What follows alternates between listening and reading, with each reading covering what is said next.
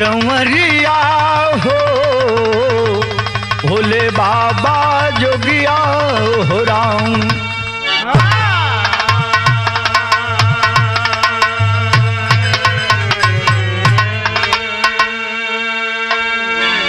आई भैया, मैं राकेश यादव पप्पू बिरहा लोकगीत गायक कलाकार आज जौनपुर के धरती पर नटराज स्टूडियो में सामाजिक चित्रण सच्ची घटना पर आधारित ये बिहार का घटना बा।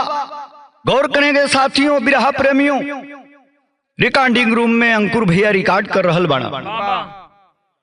निधि तिवारी ऑफिशियल यूट्यूब चैनल पर आप सुन रहे हैं इस बिरहे को, इस सामाजिक चित्रण को, जिसकी निर्माता प्रोड्यूसर निधि तिवारी जी हैं। हमेशा चैनल पर आशीर्वाद हमेशा की तरह आप बनाए रहें। हमारे बिरहा में आगे बढ़ला से पहले भूमिका के लाइन में कहना बा मास्टर साहब।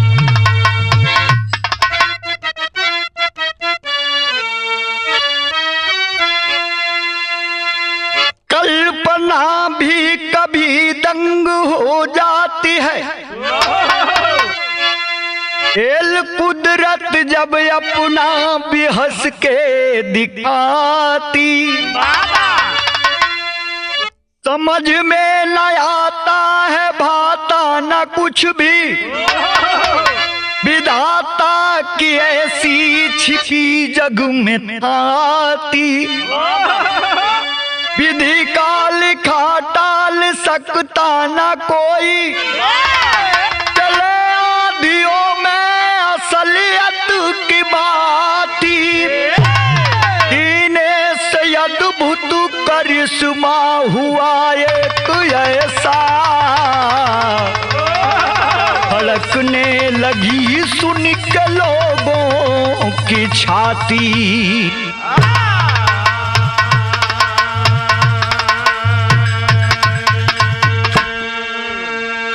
विधि का लिखा टाल सकता ना कोई, चले आधियों में असलियत की बाती। अरे दीने से अद्भुत करिश्मा हुआ एक ऐसा, धड़कने लगी सुन के लोगों की छाती। विधि का विधान विधि का लेख केहू मिटा ना सकत है।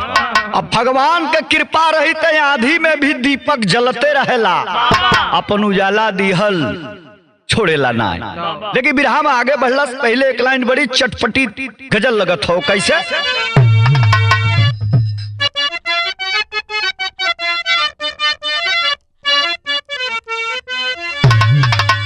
अरे तेरे दरबार का चल के करीना हम भी देखेंगे, तेरे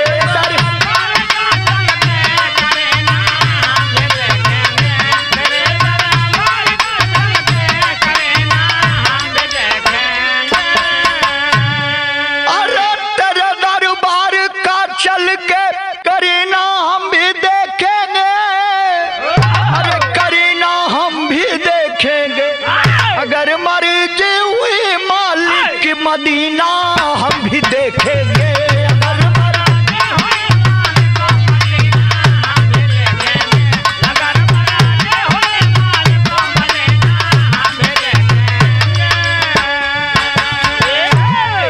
ये तो गजल का भाव रहल है, लेकिन कितना सुंदर हमारे बिरहा में भाव लिखत हो सजा के कवि जी। कैसे?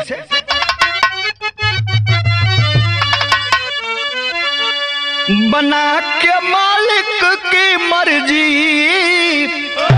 अरे बिना मालिक के मर्जी के यहाँ कुछ हो नहीं सकता। बिना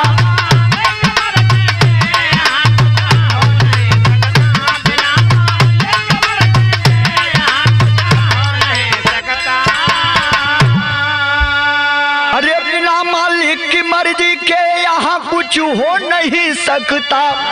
अरे जिसे चाहे जगाना वो कभी वो सो नहीं सकता। जिसे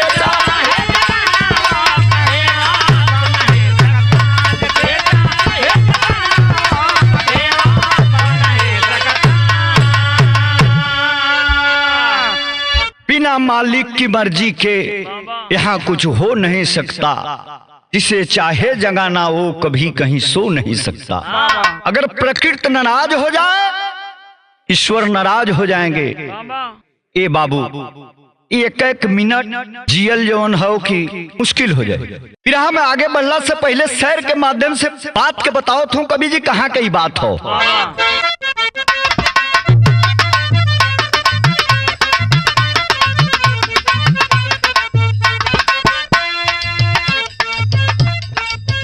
करिश्मा सदियों से होता जगत में, करिश्मा सदियों से होता जगत में आया है, पुराण वेदों ने सच्चाई जिसकी गाया है।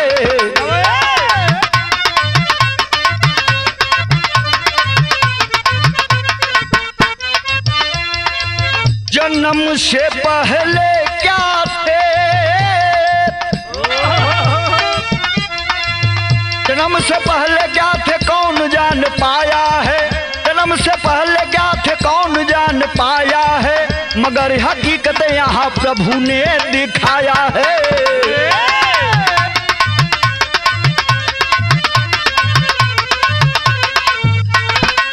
ये बात कहाँ के हो, यही कलयुग का बात हो, पूर्वजन पर आधारित कथा हो हमारा, सच्ची घटना बात।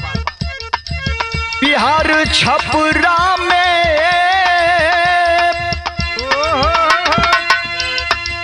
बिहार छपरा में एक गांव ताजपुर सुने, बिहार छपरा में एक गांव ताजपुर सुने, परिवार सीताराम का वही है हुजूर सुने।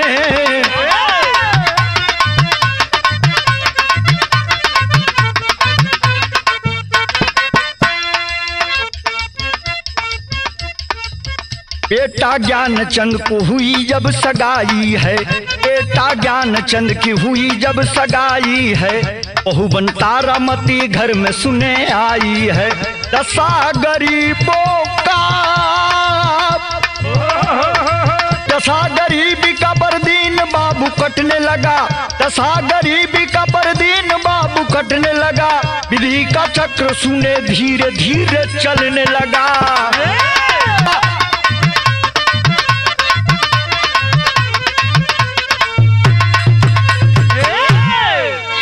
बिरहा में आगे बढ़ला से पहले बिरहा प्रेमी आप लोगों से नहीं हो रहा कि एक मिनट भी आप लोग बिरहा से ध्यान मत इधर उधर करो, नहीं तो कई किलोमीटर पीछे हो जाए बाप बिरहा से। भैया हो बात कहाँ के हो, बिहार छपरा में ताजपुरे को गांव बा, वही जब सीताराम अपने पत्नी के साथ जीवन यापन करत हूँ। बेटा ज्ञानचंद एकलौता बेटा जौन बा तारामती कहो, अब जवान हो गई बा, अब शादी ब्याह खातिर तिलकहरू आवे लगलन सो बाबू, समय का चक्र घूमल है। आगे का बात कभी बताओ थो। बिरहा में आगे बढ़ला से पहले बड़ी चुटकुदार लाचारी धुन लगत हमार सब कैसे।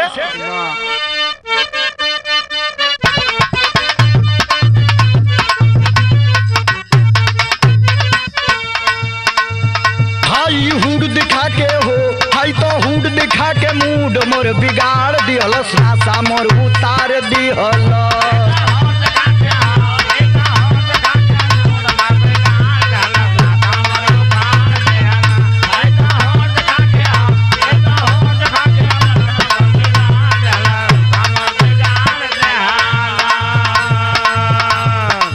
धुन रहा लेकिन भाव कितना सुंदर लिखत हुआ कवि जी का।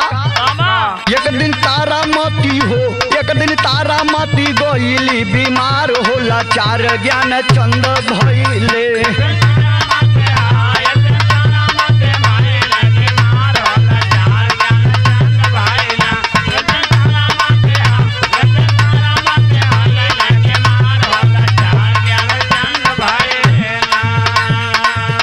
भइल दावा उपचार लेकिन भइल ना सुधार,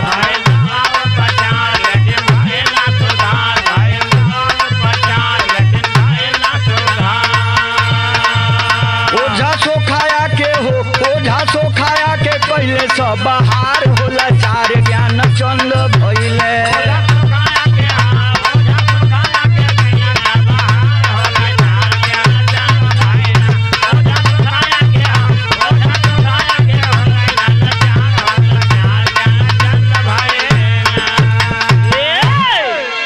सीताराम के बेटवा ज्ञानचंद का शादी विवाह हो गई है।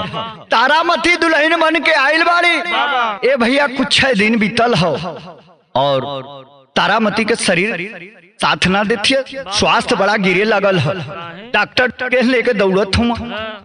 हमारे बिरहा में और एगो गीत बदलत हो मास्टर साहब।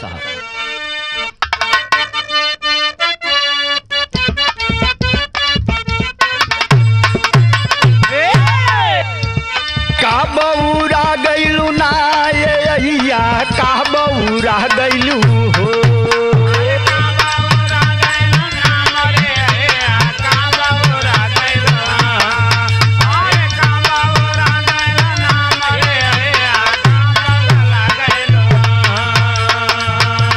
खुद ही रही बौरहिया, हम तो खुद ही बनली बौरहिया। ये अइया का पगला गैलू हो, हम तो खुद ही रही बौरहिया, अइया का पगला गैलू, हम तो खुद ही रही बौरहिया, अइया का पगला गैलू।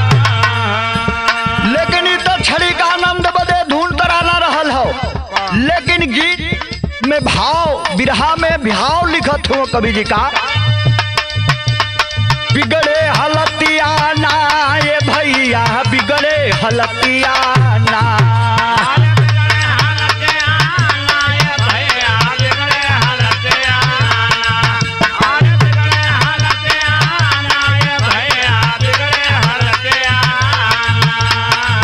तारामती हो खेली ससतिया, तारामती के होके ससतिया। ये भैया बिगड़े हलतिया ना, तारामती के होके ससतिया, भैया बिगड़े हलतिया, तारामती के होके ससतिया, भैया बिगड़े हलतिया।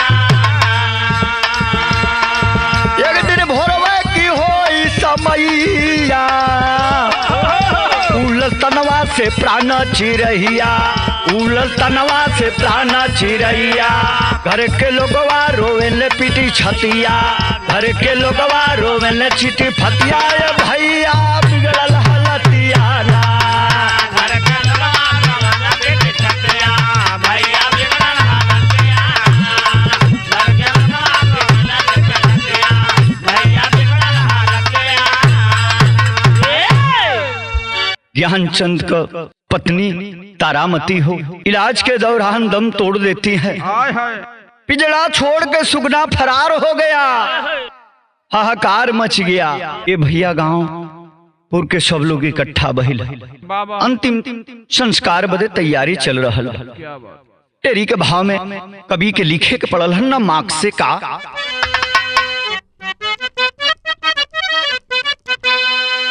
लीला नहर के जाने ला केहू, क्षण में फेल हो जाला सगरी कुटुम कबीला। यार कबीला बा लीला नहर के जाने ला केहू, क्षण में फेल हो जाला सगरी कुटुम कबीला। कुटुम माने परिवार, कबीला माने टीम। ये भैया तब यूनियन धराशायी हो जाला, प्रभु का भृगुटी अगर डोल जाई तो। लेकिन बिरहा में आगे बढ़ला से पहले बड़ी मार्मिक धुन लगत हमार साहब का।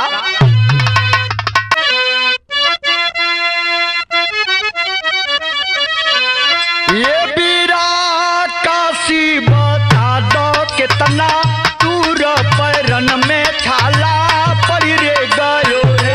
बीरा काशी बता दो कितना दूर पैरन में छाला पड़ी रे गयो। ये बीरा काशी बता दो कितना दूर पैरन में छाला पड़ी रे गयो। इत राजा हरिश्चंद्र जब अपने बेटवा के लेके पहुंचत रहला काशी में बिके बदे, वो समय का बात है। पीरा मने वृक्ष के नमूना भैया कहल जाला, वही वृक्षवा पेड़वा पर तैया से पूछत हो लइकवा। लेकिन हमारे बिरहा में कभी भाव कितना सुंदर लिखत हुआ। सोजे तारा कयो रथी दुआर या पार भीड़ लागल रहे।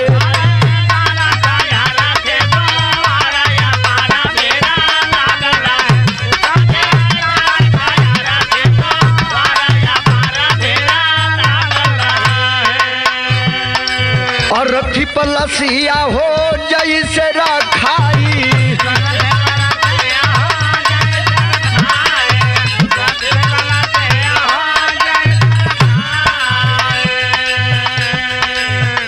तब उठल तारा लोग घबराई।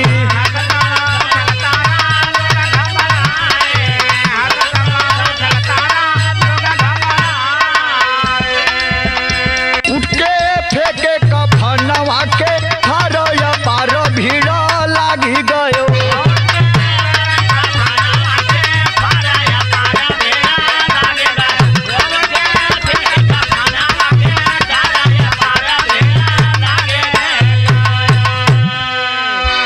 प्रभु को चमत्कार देखिए भैया। गांव जवाब जुटल बा, अर्थी का तैयारी कंप्लीट हो गई हो। अर्थी पर जो नहवा धुलवा के लाश के विधि विधान के हिसाब से श्रृंगार पटार करके जब लाश के सुलावल गई है, जब कफन लग गई बा, ए बाबू पुनर्जन्म वही शरीर में तारा की ओकर पहला जन्म का आत्मा आके प्रवेश कर जाती है। हलचल होखे लगल अर्थी में। उठ के कफनवा के जब फाड़े लगल है, चीख पुकार मचावत या जी जे हमें भागता ऊ हमें भागता। ए बाबू भाग के डरा के सब केहू कहता चुड़ैल बा, केहू कहता क्या है दादा ज्ञानचंदवा के मेहरारू जी गइल फिर से, अब नाश कर दे गौवे के। लेकिन विदेशिया में कवि के लिखे के पड़त हो का,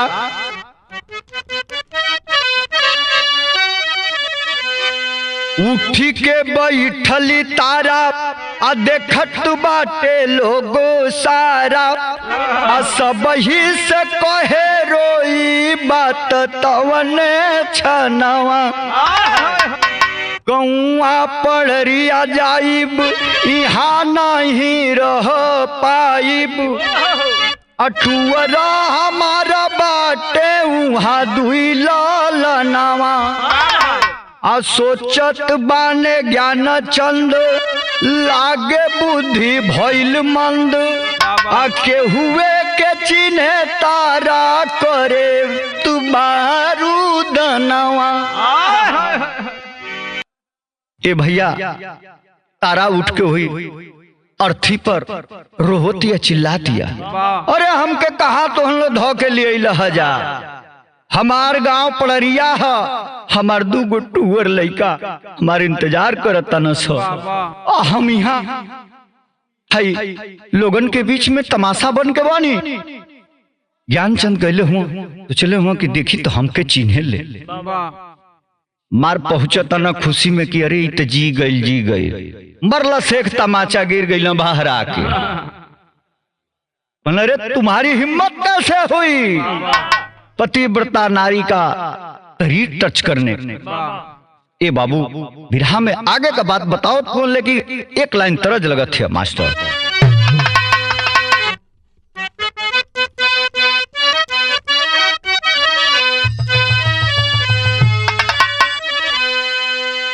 अरे गंगा किनारे मोरा गाँव हो, अरे गंगा किनारे मोरा गाँव हो, घर पहुँचा दह देवी मैया।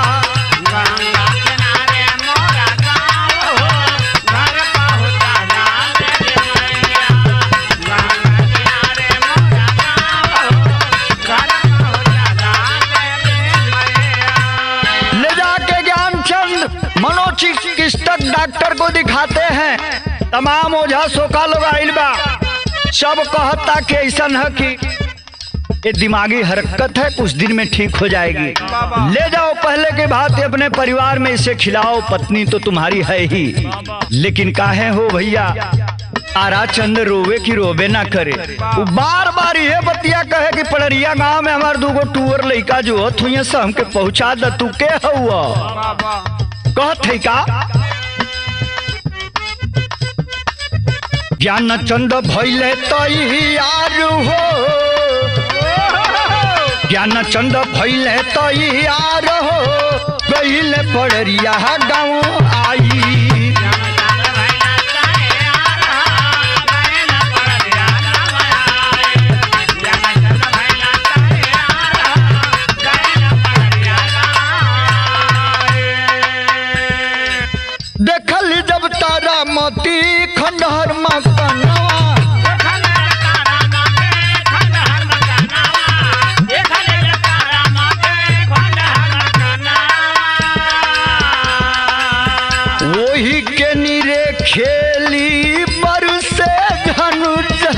नयनवा।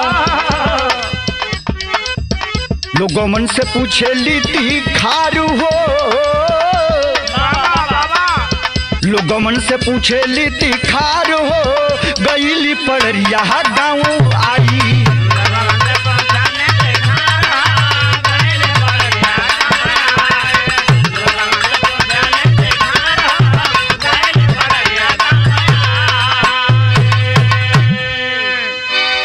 ज्ञानचंद डॉक्टरों को दिखा दिखा के परेशान थे। कहे कि चलो जहां तुम बता रही हो।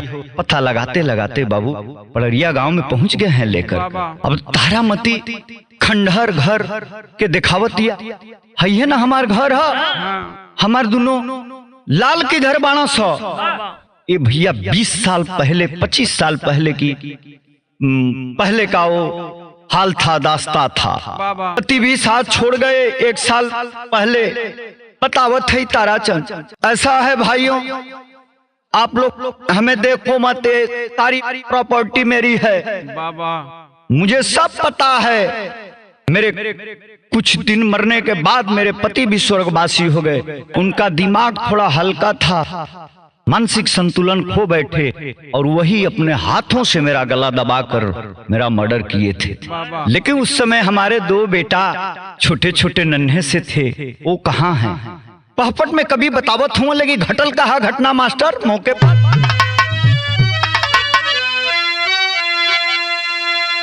अरे रोवे तारा लोगवन की समानवा मनवा तरसत बाप, अकावा बाने दूनो मोर सुगनवा मनवा तरसत बाप।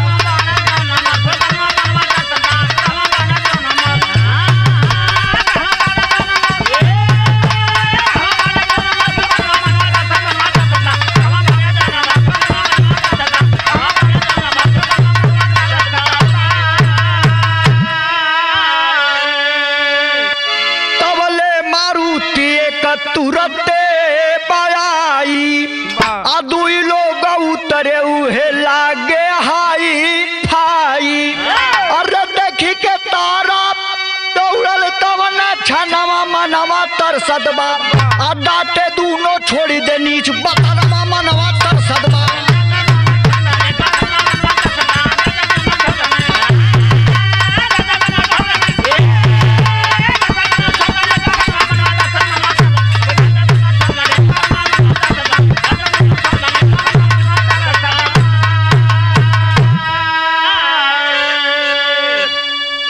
ज्ञानचंद वो गांव में जाकर ठकुआ के बैठल हूँ।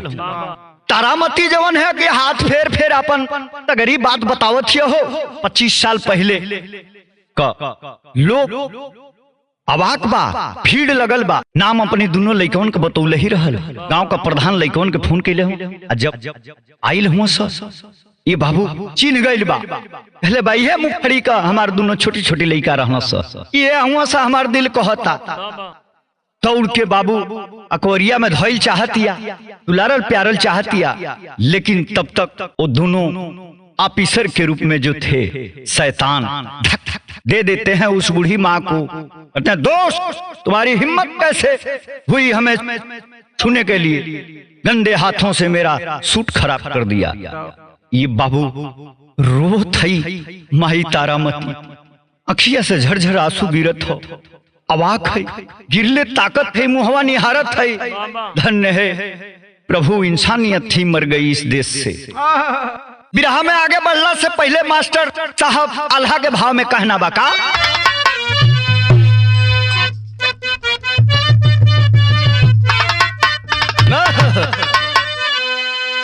अरे धन्य ये विधाता तोहार, अरे कैसन विधनवा स्वामी धन।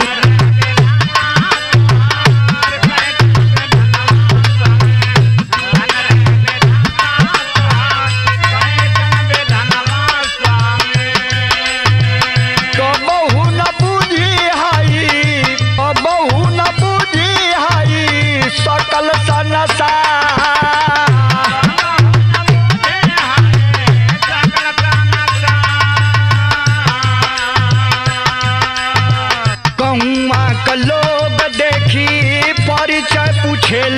भैया।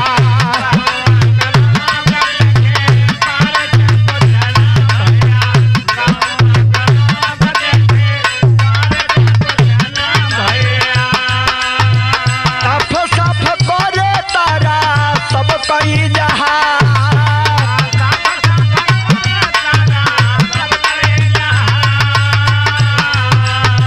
20 साल पहले हमार भइले मरनवा भैया।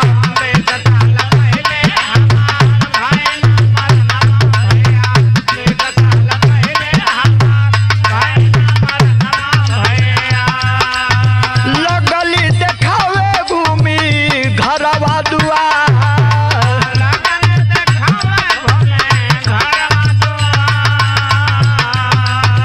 मानसिक रोगी रहले हमारे सजनवा भैया।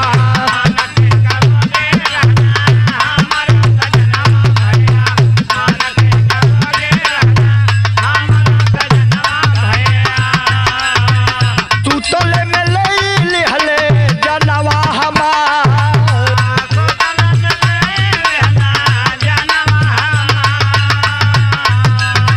1 साल बाद हमारी सैया का परनवा निकल।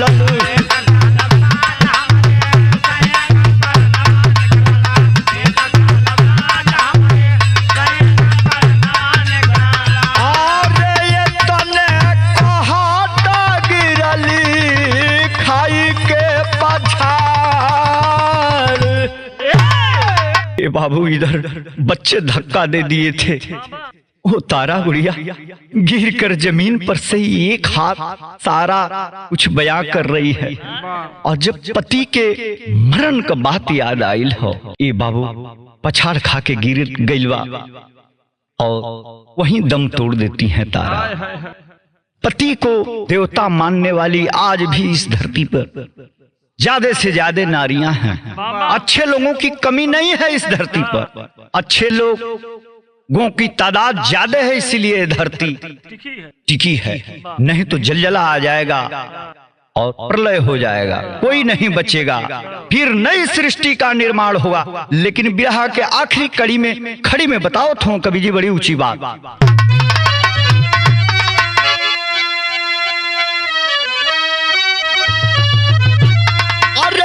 के सुनी लोग गए चकराई भैया, अरे तारा दुनिया से अबल चलली विदाई भैया।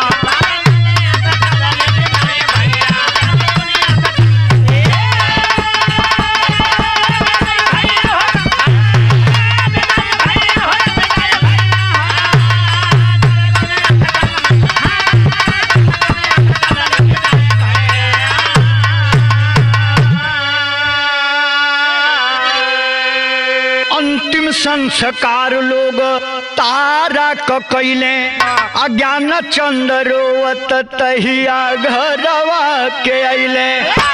अरे ये बाट विधाना का विधानाई भैया, और तारा दुनिया से अब चलली ले विदाई भैया।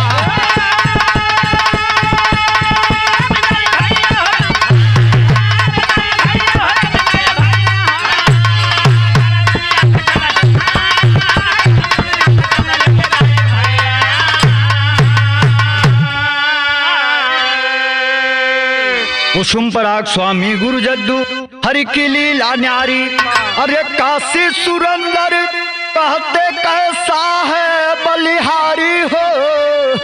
तो लीला हरि का जाने ना कोई, राकेश दिनेश कवि का बिरहा बने।